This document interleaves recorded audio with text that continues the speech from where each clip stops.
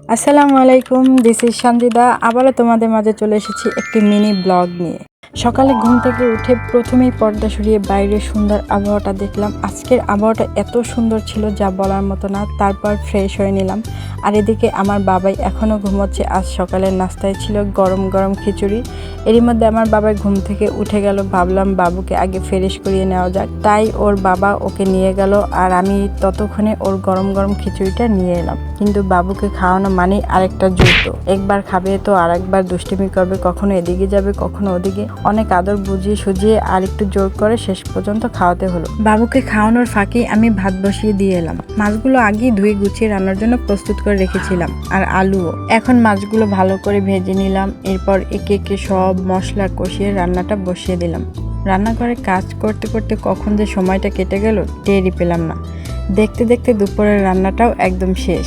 এবার বাবুকে গোসল করানোর পালা।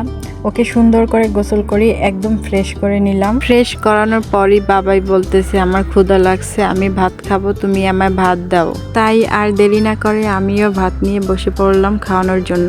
আর বাবাইকে ভাত খাওয়ানো মানে যুদ্ধের জন্য আবার প্রস্তুত নেওয়া। ভাত খাওয়াতে বসলেই শুরু হয় ওর দুষ্টুমি। কখনো বলে মাছ খাবো না, আবার একটু পরেই বলে শুধু ভাত খাবো। এসব আবদারের মাঝেই অনেক আদর আর একটু বুঝিয়ে শেষ পর্যন্ত ওকে খাওয়ালাম। বাবাইকে খাওয়ানো শেষ করে আমিও একটু শান্তিতে বসে দুপুরে খাবার খেয়ে নিলাম। সত্যি বলতে ছোট একটা বাচ্চাকে নিয়ে সারাদিন কত ব্যস্ততার মধ্যেই না কাটে, তবুও দিনের শেষে ওর হাসি মুখ দেখলে সব ক্লান্তি দূর হয়ে যায়। এরপর বাবুকে ঘুম পাড়িয়ে দিলাম। ও আরাম করে ঘুমিয়ে পড়লো আর আমারও একটু বিশ্রাম নেওয়ার সময় হলো। তো বন্ধুরা, আজকের ছোট ডেইলি ব্লগ এখানেই শেষ। ভিডিওটা যদি ভালো লেগে থাকে তাহলে অবশ্যই একটা লাইক দিও, আর এমন আরও ব্লগ দেখতে চাইলে চ্যানেলটি সাবস্ক্রাইব করে আমার সাথেই থেকো। আল্লাহ হাফেজ।